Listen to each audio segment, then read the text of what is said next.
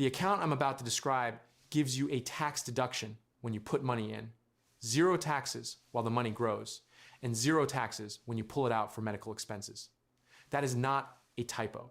No other account in the entire United States tax code does all 3 of those things at once. Not the 401k, not the Roth, not the brokerage account your cousin told you about in 2021. And the math on a family that uses this thing correctly over 30 years is staggering. We're talking about a realistic, a verifiable path to keeping $500,000 that would otherwise go straight to the government. The account has been around since 2003. Most people who have access to it are using it as a glorified ATM for copays. This is about the health savings account, the HSA. And I want to be clear up front. I'm not going to tell you it's a magic trick. It has eligibility requirements. It has rules.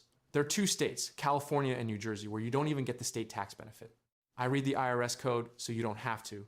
And I'm going to tell you exactly how this works, why most people are getting it completely wrong, and how to squeeze every dollar out of it, including one specific strategy at the end of this video that financial planners get visibly excited about and that most HSA holders have never heard of. Here's the metaphor I want you to keep in mind for the next 20 minutes. Think of the HSA like a safe with 3 locks. Every other tax-advantaged account only has 1 or 2 locks. The 401k has a lock on the way in pre-tax contributions, but the 3rd lock is missing. The government collects on the way out. The Roth has a lock on the way out, tax-free withdrawals, but no lock on the way in. You already paid taxes before contributing. The HSA has all 3 locks. Lock 1, the contribution is tax deductible. Lock 2, everything inside grows completely tax-free. Lock 3, you pull it out for medical expenses and pay absolutely nothing. 3 locks, 1 safe. Most Americans, if they have an HSA at all, are using exactly 1 of the 3 locks. They put money in, they spend it on the same year's pharmacy bills, and they walk away from the 2 most powerful locks in the safe entirely. And I'm going to show you what that costs them. I also want to give you context on who is and isn't using this thing. The survey data found that the 39,300,000 health savings accounts that existed at the end of 2024 covered approximately 59 million Americans. 59 million. Sounds like a lot. Except there are around 335 million Americans total. And of that group who has an HSA, 2/3 of employers offered investing options for HSA contributions in 2024. But only 20% of HSA participants actually invested their assets that year. 20%. The other 80% sitting in cash, earning somewhere around 0.35% interest, watching their triple locked safe collect dust. The gap this creates is not subtle. The average balance in the United States for deposit-only HSA accounts, meaning accounts where the money just sits, is $2,649. By contrast, the average balance for accounts that have at least some portion invested is $22,635. That is a 9-to-1 ratio. Same rules, same account structure, 9 times the wealth. The only difference is whether someone decided to stop treating their HSA like a checking account. Before I go further, let me show you the actual numbers on what eligibility looks like in 2026, because this video is only useful to you if you know whether you're in the game. The maximum annual contribution limit for 2026 is $4,400 for self-only coverage and $8,750 for family coverage. At age 55, individuals can contribute an additional $1,000 as a catch-up contribution. And here's something that matters if you're married and both spouses are over 55. If you and your spouse are both age 55 or over, not enrolled in Medicare, and otherwise eligible, you can each make $1,000 catch-up contributions, but you must do so in separate HSAs. A married couple over 55 can put $10,750 per year into this thing. Tax deductible, tax-free growth, tax-free out. To qualify, you need to be enrolled in what the IRS calls a high deductible health plan, an HDHP. In 2026, HSA qualified HDHPs must have a minimum deductible of $1,700 for self-only coverage and $3,400 for family coverage. These plans typically come with lower monthly premiums than low deductible plans, which partially offsets the higher out-of-pocket exposure. The math on whether to switch to an HDHP depends on your health situation. But if you're reasonably healthy and you're not doing this, you may be leaving significant money on the table. Now, I want to talk about the 3 locks in detail, because most people know the first lock and completely miss the other 2. Lock 1, the contribution deduction. Every dollar you put into an HSA reduces your taxable income dollar for dollar. Every dollar you contribute to an HSA reduces your taxable income for that year. The deduction is above the line, meaning you claim it whether you itemize deductions or take the standard deduction. That last part is critical. You don't have to give up your standard deduction to get this. It's automatic, it's free. And for someone in the 24% federal bracket, contributing $4,400 means $968 they do not pay to the IRS that year, just on the deduction alone. That's before locks 2 and 3 even enter the picture. But here's the part that almost no one talks about. If you contribute to your HSA through payroll deduction at work, you get a 4th benefit that the Roth IRA, the traditional IRA, and even the 401k cannot fully match. If your employer offers HSA contributions through payroll deduction, those contributions are excluded from Social Security and Medicare taxes. FICA, which totals 7.6 to 5% for most workers. On a $4,400 contribution, the FICA savings alone are about $337 on top of whatever you save in income tax. A family contributing the full $8,750 through payroll saves approximately $670 just in FICA every single year for free, because the IRS wrote it that way and nobody's advertising it.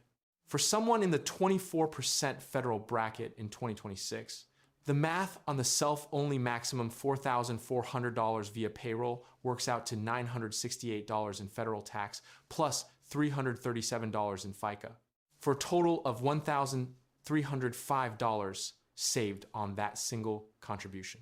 That is a 30% immediate return on money you were going to spend on healthcare anyway. Lock 2, tax-free growth. Once funds are in your HSA, any investment growth, including interest, dividends, and capital gains, is completely tax-free. Unlike a traditional 401k or IRA, where growth is tax-deferred and taxed upon withdrawal, HSA growth is never taxed if used for qualified expenses. Never. Not deferred, not reduced, never. Your S&P 500 index fund inside your HSA is compounding at the full rate, untouched by the 15 or 20% annual dividend and capital gains taxes that bleed a taxable brokerage account year after year. Over 30 years, that tax drag on a comparable taxable account costs you hundreds of thousands of dollars in compounding potential.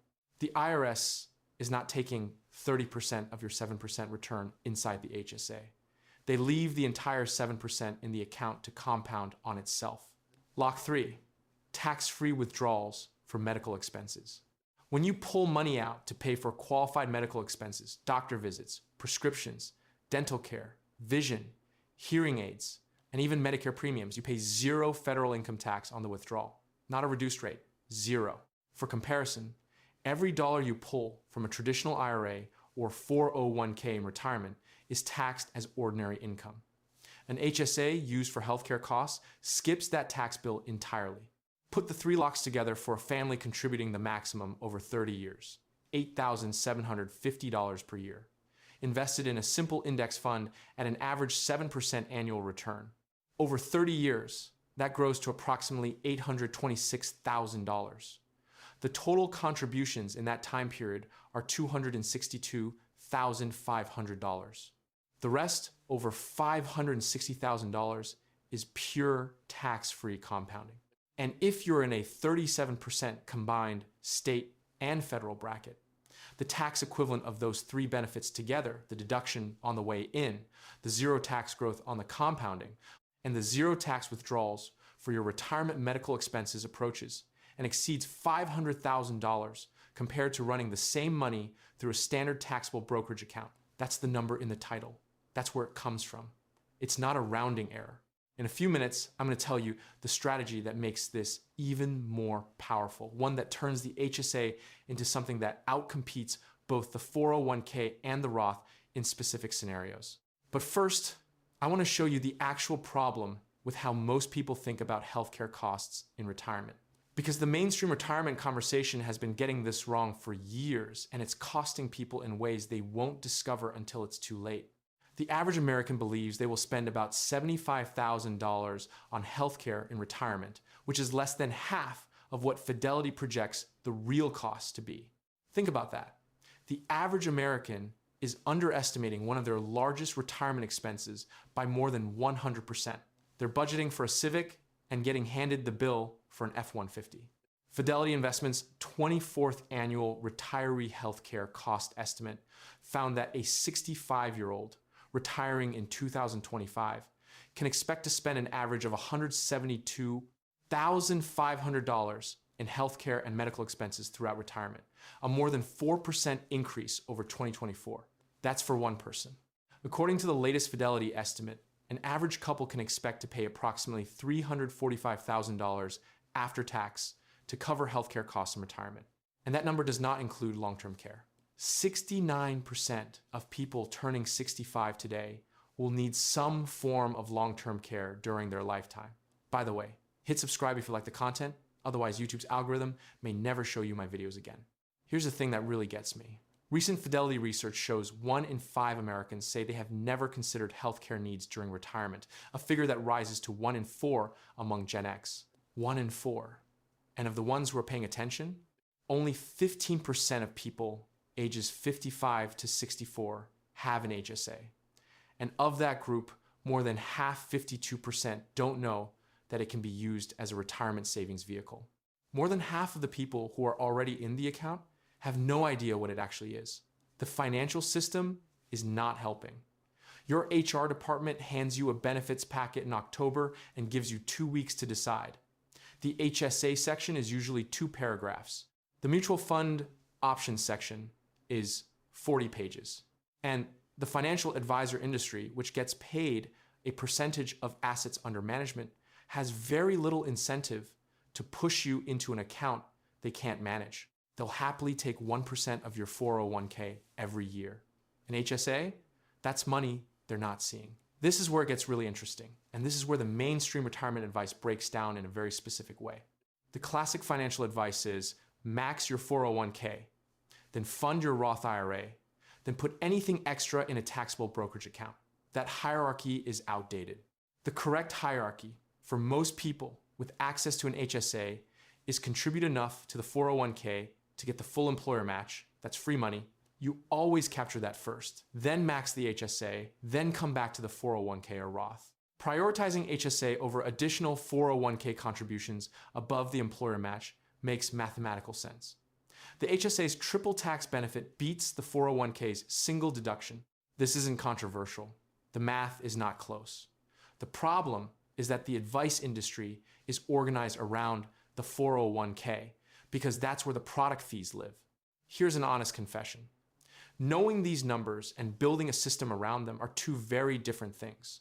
I built a digital book called The Exit Code. It's 8 chapters built on 50 years of actual retirement data, distilled into a mathematical framework for figuring out your actual exit date from the rat race, not a vague someday.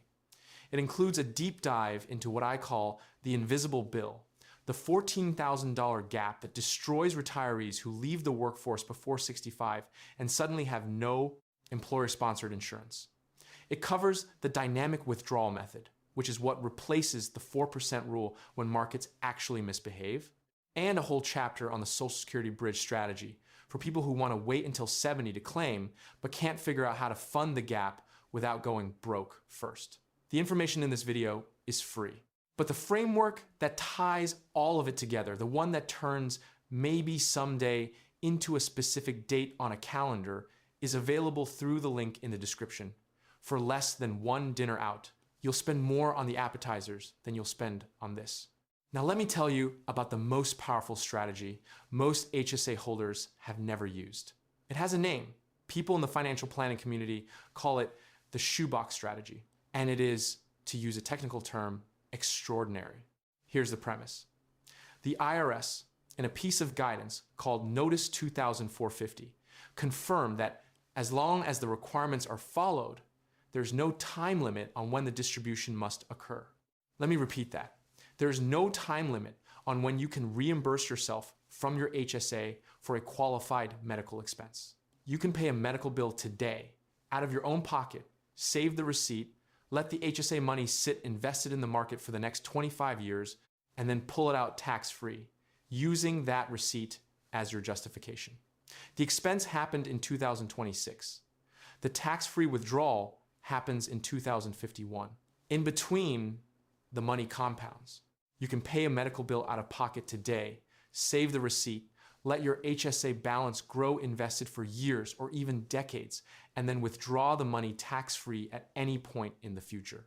The only requirements are that the HSA was open when the expense was incurred.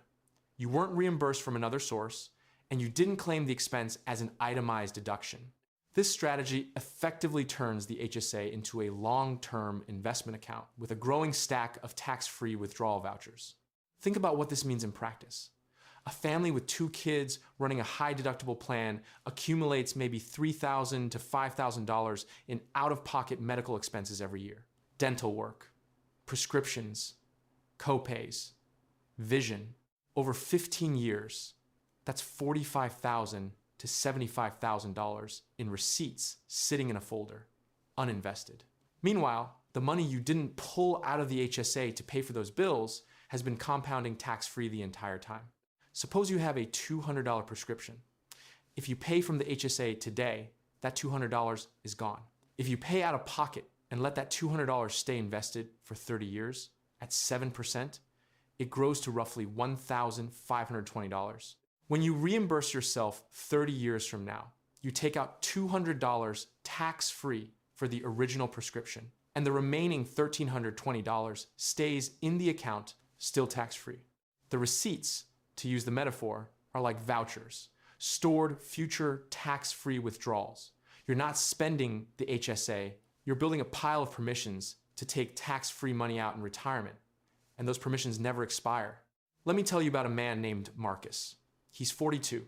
He opened an HSA in 2018, enrolled in an HDHP through his employer, and contributed $800 a year for 5 years because he was just covering his deductible and nothing more.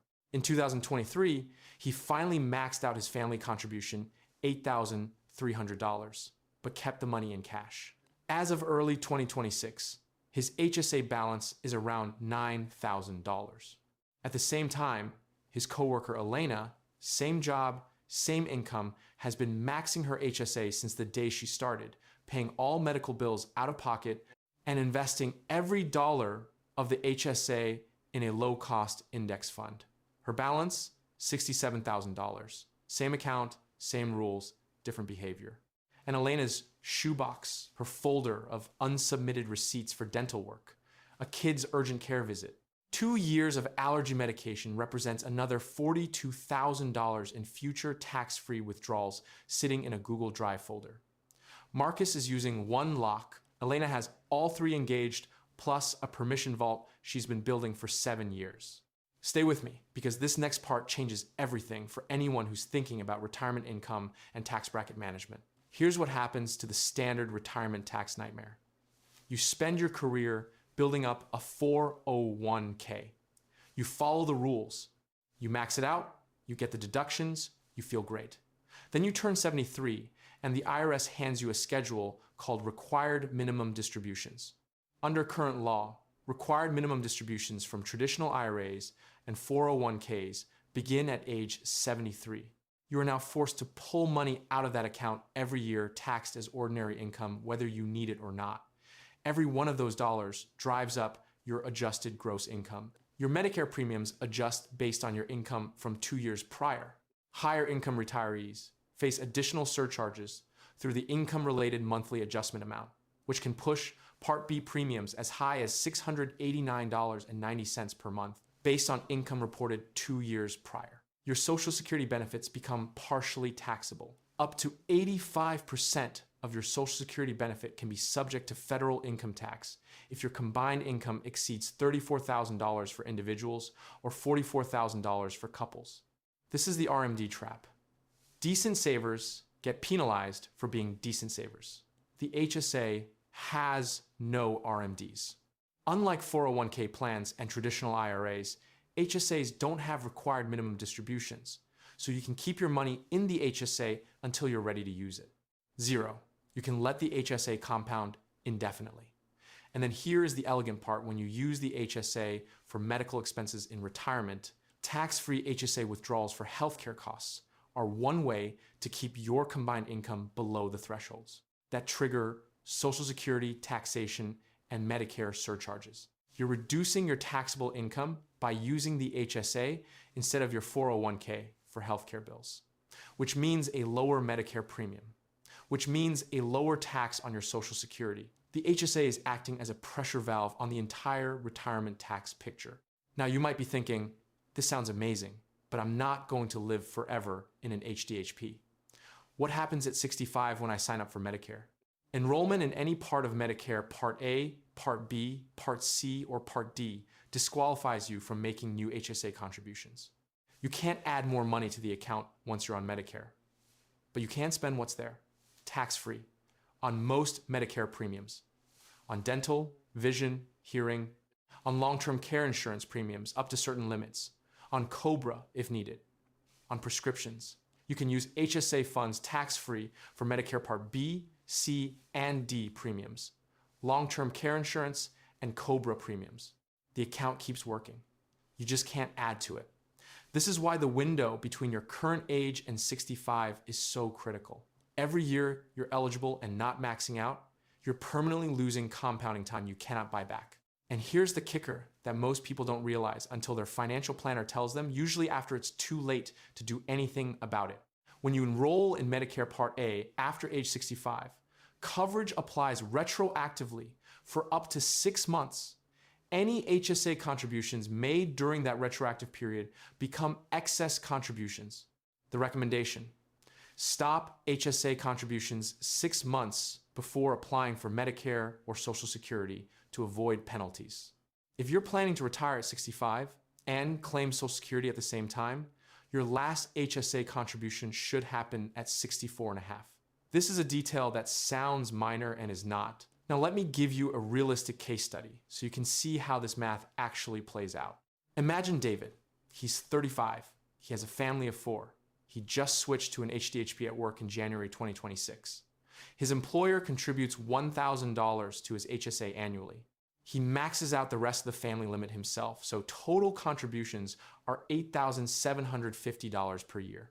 He pays all routine medical expenses out of pocket, roughly $3,500 per year in deductibles, copays, and dental, and saves every receipt digitally. He invests the entire HSA balance in a low-cost index fund and does not touch it. After 30 years of this, at 65, his HSA balance has grown to approximately $826,000, assuming a 7% average annual return. He has accumulated approximately $105,000 in receipts over 30 years his digital shoebox.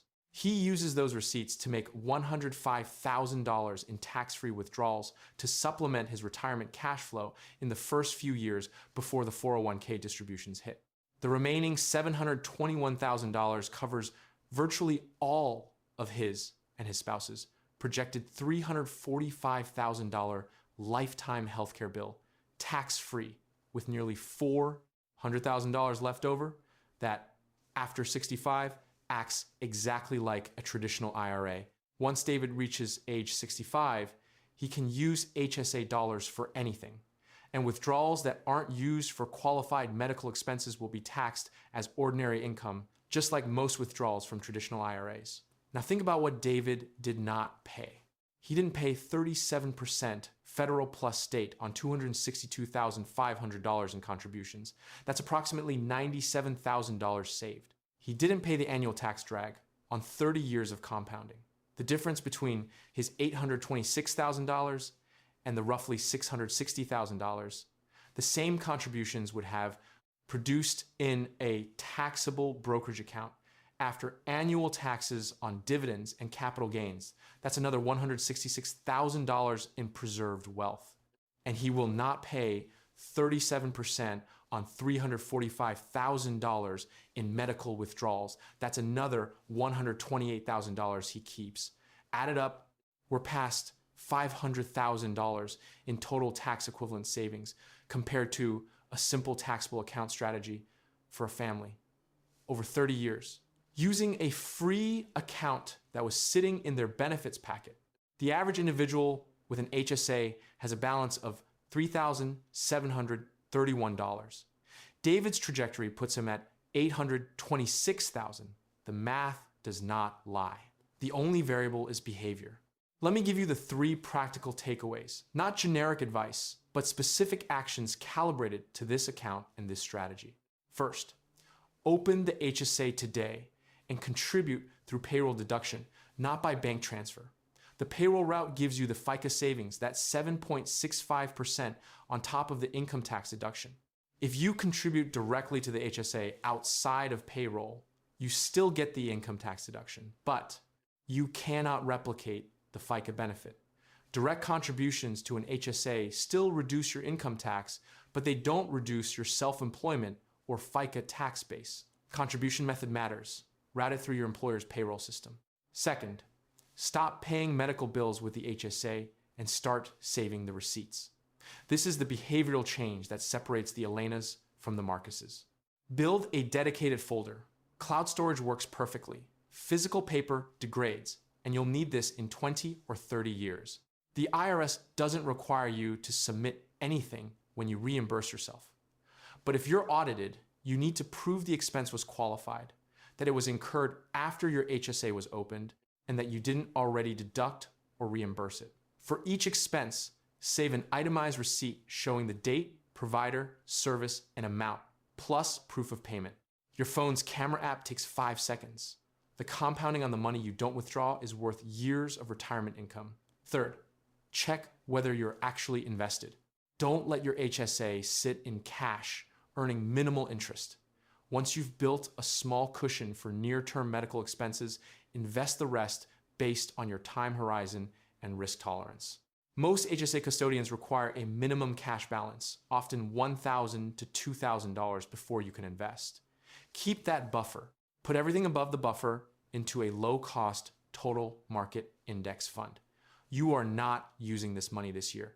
Treat it like a retirement account, because that is exactly what it is. There's a subplot here that I want to bring home.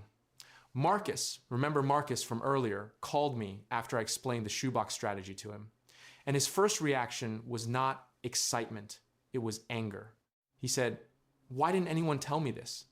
He's contributed to his HSA for 8 years. Nobody at his company ever explained this. His financial advisor, who charges him 1% of his assets per year to talk to him twice, had never mentioned it. It's not that the information is hidden. IRS publication 969 is a public document. It's that the incentive structures around personal finance do not reward people for explaining the most efficient option to you. They reward the most common option. The 401k has marketing budgets. The HSA has a pamphlet in the open enrollment packet. This is the amused disappointment version of personal finance, by the way, not outrage. The system is not conspiring against you. It's just not designed around your best interests.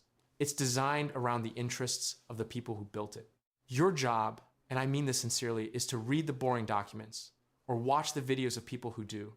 The total HSA market now holds approximately $159 billion across 40 million accounts as of mid-2025. Growing fast, but the majority of that is still sitting in cash, with cash deposits representing the biggest portion of the assets in HSA accounts. Only 23% of Americans say they are contributing to an HSA as one way to prepare for healthcare costs in retirement, and just 3 in 10 are investing their HSA assets, leaving growth potential on the table. 3 in 10. The other 7 are running past the double-locked safe. Marcus did eventually restructure. He maxed out his family contribution for 2026. He set up the digital receipt system. He moved what was sitting in cash into a total market index fund. He is 8 years behind where he could be, and he cannot get those years back. But the compounding starts the day you start. The worst time to have started was 8 years ago. The second worst time is tomorrow. Lazy investing built more fortune than crypto memes. The IRS wrote an account into the tax code with 3 tax advantages simultaneously.